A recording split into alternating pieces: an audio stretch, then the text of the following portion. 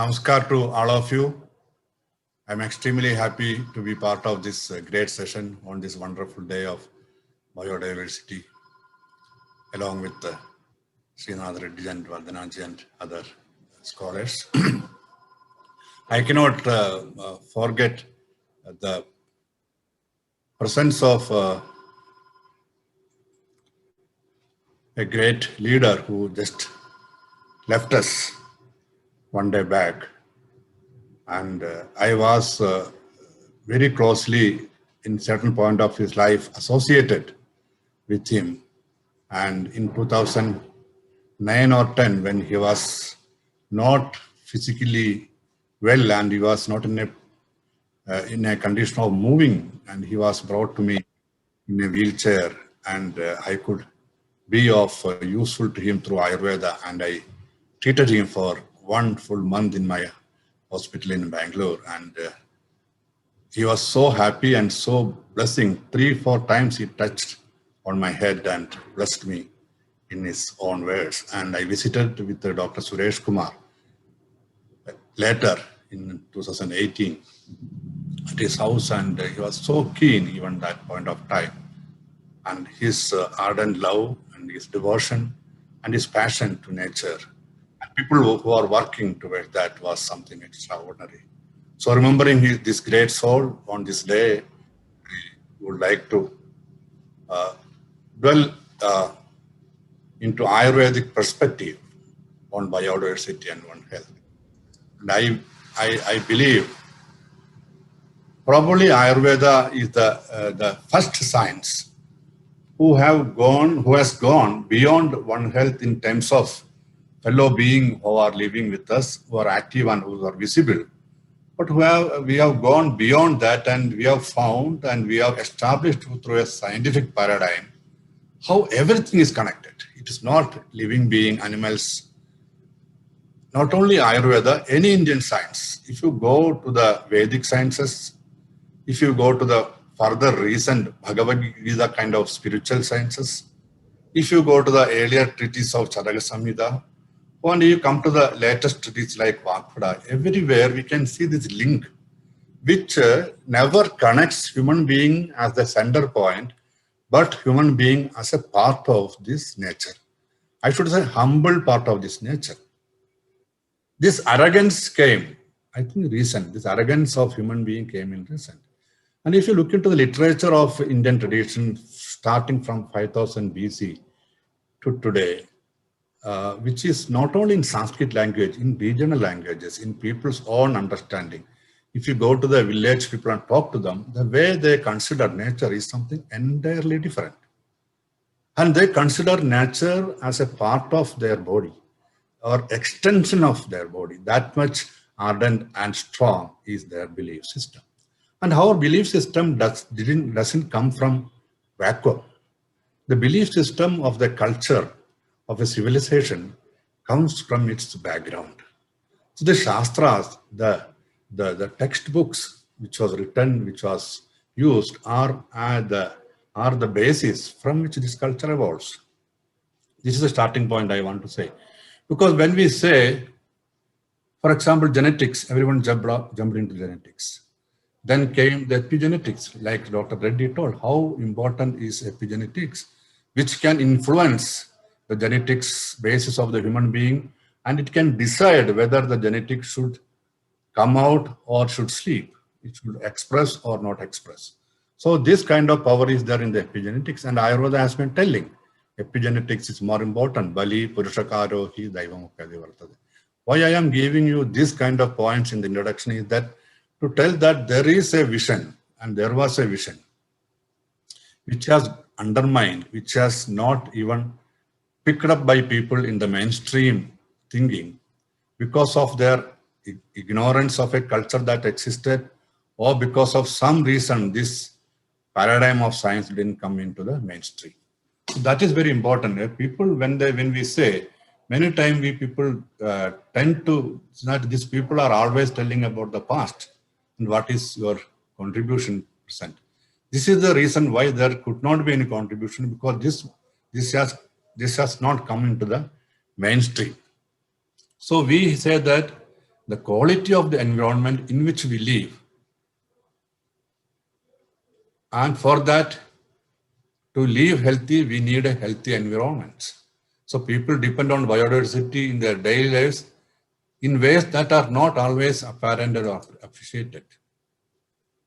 So one of the cornerstone of Ayurveda, which I have quoted in many instances, to the extent I made the slogan of one of the main motto of an organization I worked for, Purushoyam Loga Samhita. You see how profound the meaning of this. It doesn't end at Purushoyam Loga Samhita. It says that Yavandoho Loge Bhavavisheshaha Tavanda Purushe. There are infinitive components in the external world, so as in the internal world of human being and living being. Abharisankhya logavaya visheshaha. Logavaya visheshaha, abharisankhya. Abharisankhya means infinity.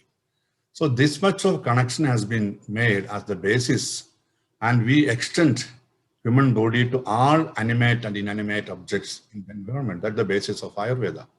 So you can see the linking of this is through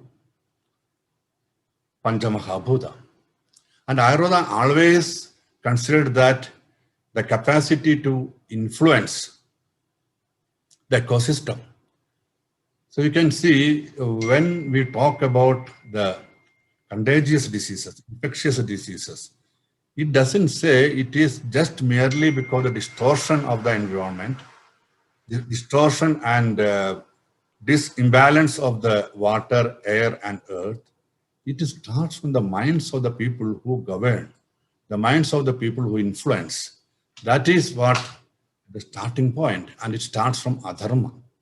So a science going to the level of pre-science, or a science which is not in the definition of science, dharmam, or the living in, what a dharma is living in a balanced way with external features. It can be people, societies, environment, everything. So adharmam is the root cause of all these epidemics and wrong thing that's happening. And why this adharma happens? Because of the prajnaparata. And when our thinking process distorts and we don't understand the right and wrong, this prajnaparata happens, which gives rise to adharma. Adharma gives rise to the pollution of earth, water. And this is a very wonderful concept. And Ayurveda recognizes that respect towards all life is important for human. Special prayers when we even cut a tree for the purpose of making a medicine. We are supposed to go one day before and pray to the things which are living in the birds and other animals and other creatures. Please forgive me. I am cutting this plant for a purpose of doing good to so many people. So this kind of mindset, which shows a kind of mindset which we have developed over thousands of years. And Ayurveda literature includes extensive information of the environment around us, including water, soil, air, animals, and birds. And I will just come to that point, how Ayurveda is not merely sticking to the animals, it goes beyond that. And all this happens because the underlying principle of Ayurveda, in that respect, any Indian sciences like Vaisheshika, Sankhya, Yoga, all those sciences say that everything which has got a gross expression are made of 5 primordial elements, or Panchamahabhuta. And this is very well explained and connected in our own paradigm. And everything is starting by the combination of these 5 elements, whether it is animate, inanimate, human, other living being, everything. And each of these elements has got its own action in the existing, in the phenomenal world, and starts from the agasham, or vivardhayati, which enlarges. The first most compact element in this is the prithvi, which compacts. The second one is the Aba, or the water element, which moistens. Teja, or the Agni element, which metabolizes. Vayu, or Vibhajati, divides. And Agasham, Vivardhayati, enlarges. So these 5 elements are the cornerstone of or any Indian science, not only Ayurveda. If you get into any areas of Indian sciences, whether it is metallurgy, agriculture, astronomy, all those areas, we can see these 5 elements of, forms the foundation of the phenomenal world. And this Panchamahabhuta is further made into 3 units called Tridoshas, which is the cornerstone of Ayurveda. So how the world outside is governed by sun, moon, and air, the same way the body inside is governed by Vata, Pitta, and Kapha. This kind of comparisons are made. And it also talks about how the zygote is formed with these elements. So this connectivity between the macro and the micro is embedded in each and every elements, each and every context through which science passes through. It is not one area, it is connects everywhere. And it talks extensively about how the Panchamahabhuta becomes part and parcel of the human physiology. What are the actions of each element? What are the functions of each element? What are the qualities? How these each elements are understood, recognized, and corrected in terms of pathophysiology. All those things become the basis of Ayurveda. Why I am taking this much time is that to explain a different paradigm through which Indian sciences see the whole earth and biodiversity, including human being. So this is the basis. And if you take some time to look into this wonderful chart we made some 10 years back, which connects the all living system with all the existing external things. There are around 350 factors we have noted down, which was made some in 2010 or during that period, which is in tune with the system biology approach, how human system is connected and influenced and getting influence and influences the external world and vice versa is very scientifically explained in this chart. I don't take much of this time, but I would urge people to get into this poster and find out how Ayurveda looks at things within and without. And Ayurveda is the first and probably the only science which had the courage to say that everything in the universe is potentially medicinal. It is not some 7,000 species being recorded by some institution, but everything that is processable can be, and non-processable, even non-pharmacological things are potentially medicine. And if you look into the literature survey, about 80% of the medicines which you use are from plant origin, around 12% are animal origin, and there is some 8% which is mineral origin, including aquatic things. So Ayurveda connects itself with everything around it, the human being, living being, and take the universe as a continuum in its existence. If you look into Ayurvedic literature, not only on the clinical side, there are a lot of things that are explained to understand the biological, the plant resources outside. Probably, I think Ayurveda is the first science which even grouped the botanical sources into categories, which is not even today much changed. We have got the groups of Vanaspati, which are trees that bear fruits without flowers. We have got Vanaspatya or Vriksha, trees that bear flowers and fruits. We have got a group of Aushadhis, which wither away after fructification, which are annuals, and there are creepers and shrubs. So all these herbs are grouped, and there are, in Vriksha Ayurveda, there are lot of technique and method told how to groom, how to garden, how to cultivate, how to make plant more productive and potentiate, how to change even the texture and outcome of plants. This is an area where when we look from the One Health concept which has been emerging in the international scenario for the last 10 years, Vriksha Ayurveda is 5,000 years old.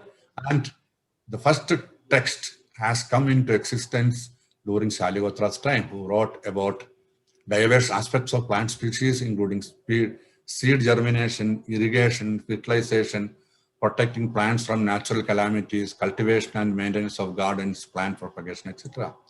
I don't think it is a simple thing to happen so many thousands of years of back. How it happened? Because it is based on a science which go beyond these expressions.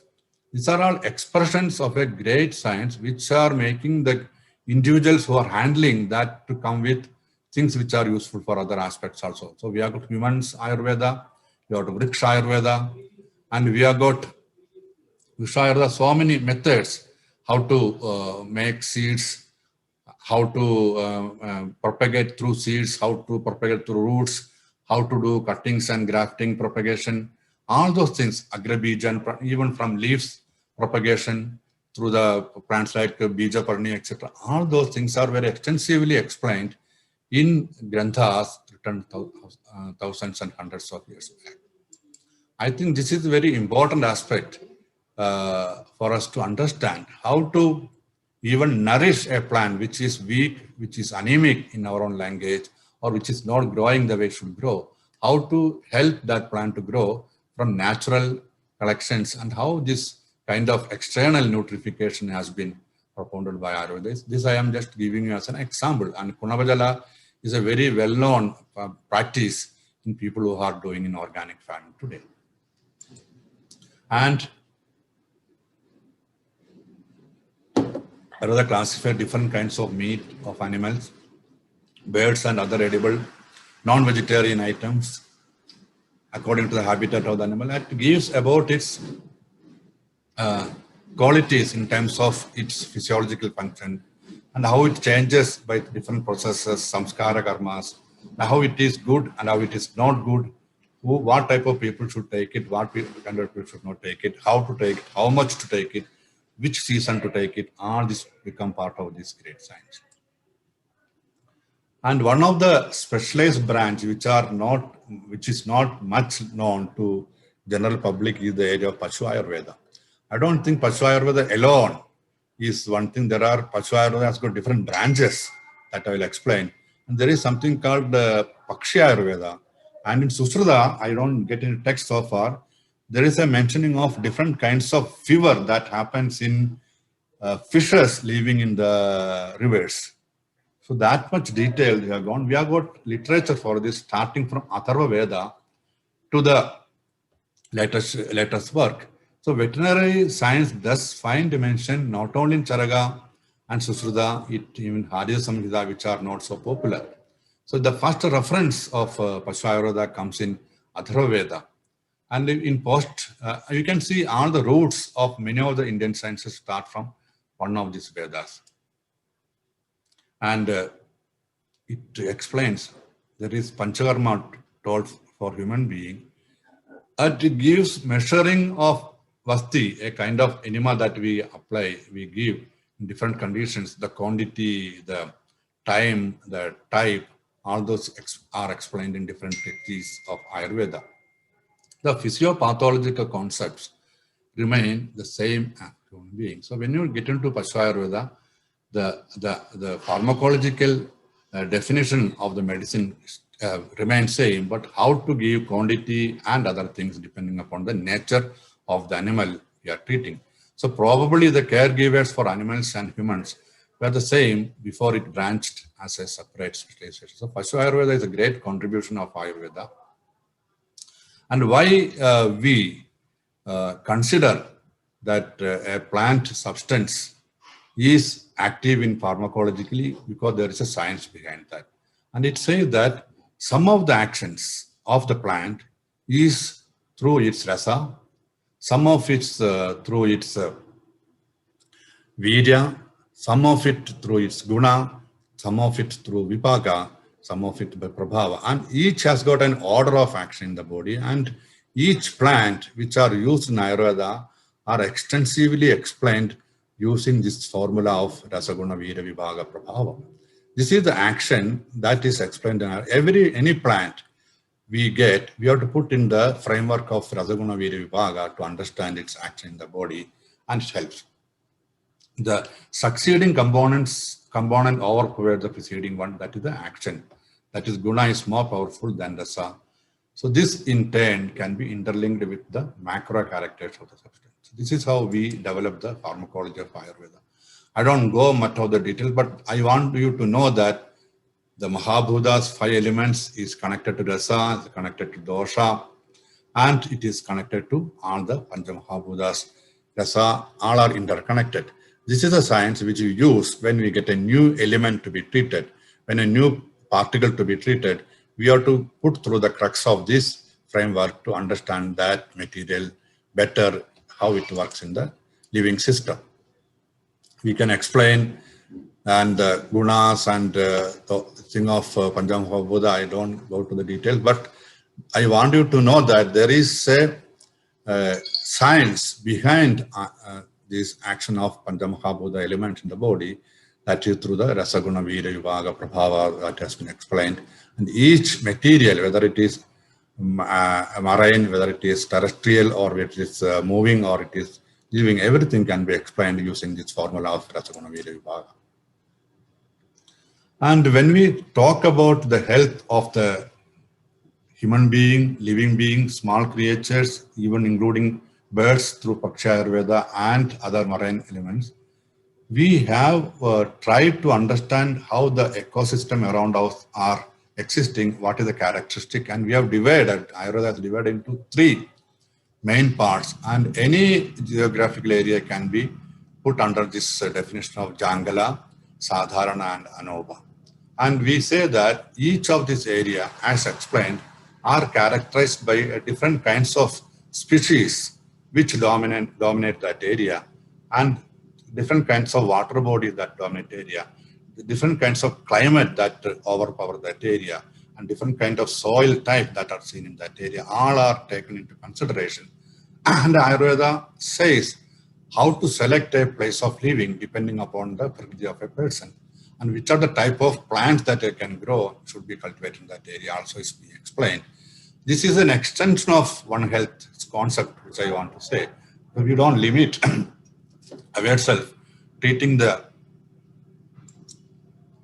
living being nearby us, but we go beyond. We understand the environment around us are as important as other things. So this other kind of Anupadesha, the characteristics, and Sadharana Desha is the mix of both of the above things. And one wonderful thing you might have, one may like to notice is that we don't say the human system is static. It is highly dynamic, and it is influenced by the external biodiversity through the climate change. And each season has got an action within the body, and body reacts in a way which will be amicable for the body to keep its milieu interior intact. And when this seasonal changes distorts, and it becomes less or more, there are so many calamities can happen. And Ayurveda wonderfully explains an aspect of health through its Rutucharya.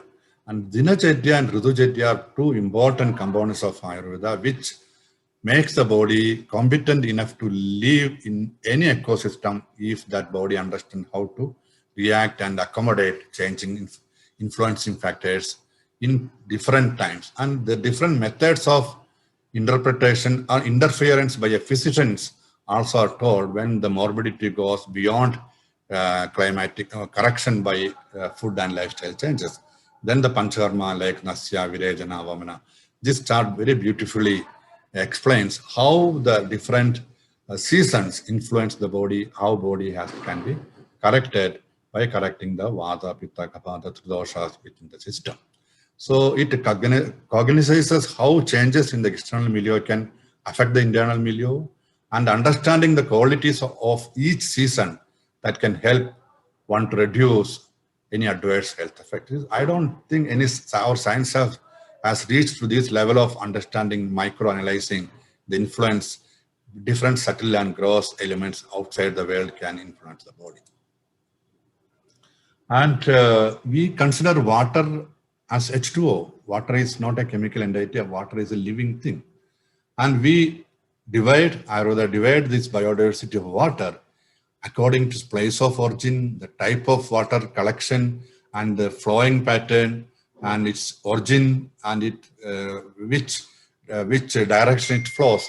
All those details has been explained, and you can do experiments to find that this stands good in any scrutiny and it makes a difference. A river stream, water in the river stream, a water in the sea, a water in ice cubes, water in the deep oceans, water in a puddle and a wetland, marsh, pond, well, and lakes are different in its physiological action. So this is the beauty of Ayurveda, which goes to the details of the biodiversity. And the last but least, the most important factor that influences health is the food that we eat. In a time when the food is being completely dominated by industrial interests, which does not consider the health of the human being, which only makes sure that how I can transport my food to the maximum distance, which only consider that how can I keep my shelf life of my food to the maximum, how I can make more profit by providing this. This is what is influencing the health of the people than the scientific understanding of food. Whereas Ayurveda has gone deep into the biodiversity, how to understand and use the different items that are available around you and how to process it and how to make it useful for you according to your own prakriti is a great contribution of Ayurveda. Biodiversity food, I am just giving only a glimpse of the classification according to the Ayurvedic understanding. Each classification has its own sub-classifications and its uses, its processing, its place, even how to cultivate that plant in different seasons, how it changes its action when you cultivate same cereals in a different place and different season, also are explained in Ayurveda. It goes so deep and so minute. And we believe that ahar sambhavam vastu, rogascha ahar sambhava, hidahida visheshalcha, vishesha sukha dukkhayo. This is the basis of, if you are healthy, the reason is that you have been consuming right food from your childhood. If you are unhealthy, there are something wrong with that. And all your sukha and dukkha depends on whether you are healthy or not healthy. So each of the categories of food articles mentioned previously has got varieties, and there is methods to use it, and categorization is based on the diversity of in the geographical area, harvesting techniques, collection methods, processing methods, etc. I think this is a great science waiting to be revealed, waiting to be explored for the goodness of human being. And we can make it more applicable to today's conduct if you just put some time and resources to understand it in a better way so that people can be helped. And we all talk about grow local, eat local. There is a big movement going on that eat from 100 kilometers of radius. And we have been telling, Yasya deshasya yo jandhu tajja tajjaushadam hidam. Please eat. The most suited food for a person is that which grows in his geographical area. Because the local food is genetically compliant, environmentally sustainable, and it adds to the use your own prakriti in your own way. Example, the way we use kiwi fruits versus pomegranate or amla, which are very much available to us and which is more suitable to our body type. These are some of the food stuff that are helpful to increase your vada, increase your dosha component. This is a big area of detailization, but I am giving some example which can be used, and every food items can be put into this categorization and make sure that how it is useful to you. Everything is not good for everyone. Everything is not bad for everyone. That is one of the basic premises of Ayurveda. And the preservation of biodiversity, this kind of thinking has got a great role to play, because the contribution of Ayurveda, eating locally and taking sustainably, and the concept of Dohanam, we say that the use of biodiversity should be in the fashion of milking a cow. It is not eliminating that. We milk and the cow also feel comfortable, and the calf also get its share, and we also get our thing, and we keep on sustainably using it. So Dohanam is a concept that Ayurveda say it will not ultimately exploit the thing that we are using. It has got a lot of impact, just obvious health benefit, but also has enormous implications in terms of ecological impact, in preserving biodiversity, financial impact, improved local economy, and reduced burden to nation's economy. Societal impacts in terms of helping to build a sustainable social ecosystem where there is no over exploitation goes. Global impact, identifying geography-specific relevant food and medicine, a better way to globalize Ayurveda. One of the principles of Ayurveda is that don't depend upon one area alone. Wherever you are, yasya deshastu yo jandu, you can use any material anywhere, understanding its rasaguna virubhaga and use it. And unfortunately, many of these are overexploited around the globe. We are not able to create that sustainable model based on our own principles. So Ayurveda say that anything that has got inevitable process of degeneration defines human body as sarira, sriyade anena sarira. So that there's a Kapha stage when the body grows, there's a Pitta stage when body balances and stabilizes, and Laya stage when Vada dominates and we all perish. So there is, according to the age, we have divided into three, and it is a natural process of Sirida. And I just end my presentation to give an idea about the origin of the living system or the phenomenal world as per the Indian sciences, which starts from Avyakta, the Purusha, and sent to be reason for all the things that exist. So this is the concept of Ayurveda, the Avyakta, which has no existence. Come the Mahat, then Ahangara, from their Sattviga, Rajasiga, and Tamasiga elements come from that, the 11 Indriyani, that is sense and motor organs and mind, and Panch Tanmatra, the primordial elements that becomes the causative factor for Panchamahabhuta. How this universe come to existence from nothing, which is gross, is the evolution of life in the system as well. Understanding of the most of the philosophies of Ayurveda, including Vaisheshika and Sankhya. This is Sankhya method of evolution, which why I am showing this is that the sciences of India basically connects everything that is existing as a part of one unit, and we don't differentiate it. And we all say that Vasudhaiva Kudumbakam is one of the basic premises of that. We say that Loga Samasta Sukhino Bhavantu. We say that Ano Bhadra Kradavo Yandu Vishwada. We don't keep things separate, and we respect. And we say that Brahmane Gavihastini Sunichaiva Sapagecha Pandido Samadarchina. So you go to any philosophical background of Indian science that evolved different period of time from different spaces of India. The one unifying factor we see is that respect nature, don't exploit nature, sustainably use nature, and you think you are part of it, and your health and disease can be managed by using this that element that are available. I don't think it is a small thing to say today, because the science which is becoming more and more reductionistic and which is going away from the natural well-being of human being, as Dr. Srinath Reddy told, vitamin C that is available in the fruits of amla or pomegranate cannot be replaced by a isolated synthetically made vitamin C in the lab, which can do sometimes more harm than doing good.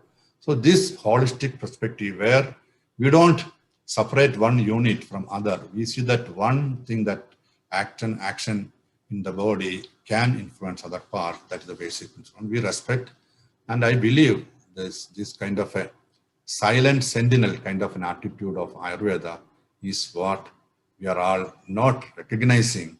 And if you want to dig into the a different kind of science paradigm, Ayurveda is the right source, because Ayurveda to me is the less exploited, understood science, And what we understand Ayurveda is only its product part, only the things which you use to heal some of the condition.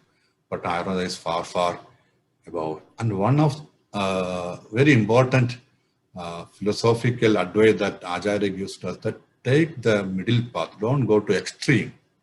Don't be a vegan, don't be a meat eater all the time. According to your nature, according to your body, according to your mindset, according to your profession, find out the right kind of diet for you.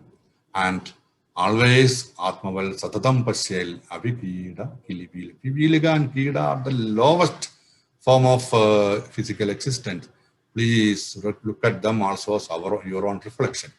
So if you have got that kind of mindset through samskaras, through education, through understanding, how can you exploit the world outside us? This is the kind of background we need. Other thing can work out. I think I have done justice to say how Ayurveda is far beyond one health concept, which is a rudiment or a primitive expression of understanding the world in a better way. But we have to go far beyond one health to capture the elements in environment, including soil, water, air, and existence of other things. With these few words, I thank all of you for giving me a very pleasant hearing. I'll be happy to interact with you further.